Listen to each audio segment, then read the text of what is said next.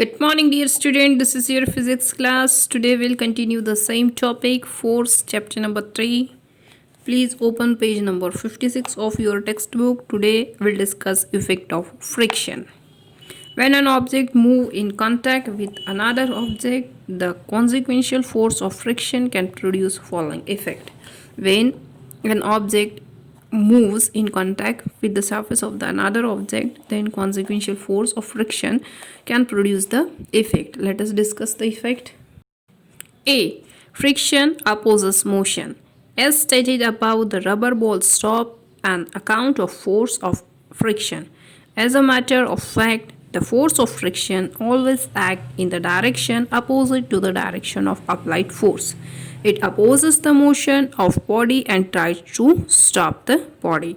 So, dear student, friction is always a force which is in the opposite direction and it opposes the motion of the body and it tries to stop the body. B. Friction produce heat. Friction also produce heat because two surfaces are in contact with each other. That's why some energy is produced, due to which heat energy is produced. Take a 5 rupees coin and rub its one side with table for 10 seconds. Touch the rubber side of the coin with your hand. What do you observe? The coin feels very hot. It is because the force of friction between the tabletop and coin changes into heat energy due to two surfaces come in contact like tabletop and the coin, then the heat will produce. That's why you feel the coin is hot. It is for the same reason that our palms get hot when rubbed against each other. Similarly, the caveman produced fire by rubbing dry wooden sticks in a dry wooden block. In the same way, a caveman can produce heat by rubbing one surface on the another surface. He rubbed one wooden stick on a wooden block. That will produce heat energy. C. Friction causes wear and tear. Try to compare the soles of your new shoes with old shoes. You will notice that the soles of old shoes are worn out. It is because when we walk, the material of the soles wear out due to friction. Similarly, the tires of cycles and automobiles wear out due to friction. So, due to friction also causes wear and tear.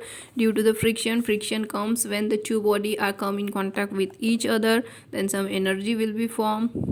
That's why the sole of your shoes will be wear out. In the similar way, the tires of the cycles and automobiles also wear out due to the frictional force.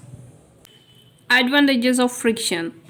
We will not be able to walk if there is no friction between the sole of our shoes and the ground. Instead, we will slip. It is the force of attraction which helps us to push the ground backward and hence we move in the forward direction. It is for the same reason that is because difficult to walk on highly polished floor or wet ground or sand as they offer less friction. So due to the frictional force we are able to walk. This frictional force which help us to push the ground backward and hence we are able to move forward. If we are trying to walk on a highly polished floor, then we will get slip because of the less friction. It is for the same reason that the tires of different kinds of vehicles are provided with deep grooves so that they offer large friction with the surface of road and do not slip.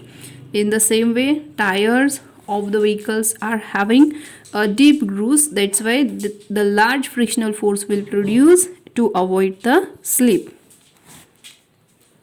It is for the same reason that knot from silk thread slips easily but not from the jute thread, because jute offers more friction than silk. Why? Because the silk cloth is very smooth. That's why the knot will slip easily as compared to the jute cloth is a rough. That's why it produces more friction. That's why the knot from the jute will not slip easily.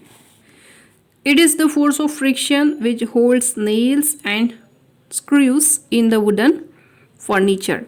So in the same way, in wooden furniture, nails and the screw are also held together with the help of the frictional force, because nails and the screw are come in contact and they produce some friction that will held together.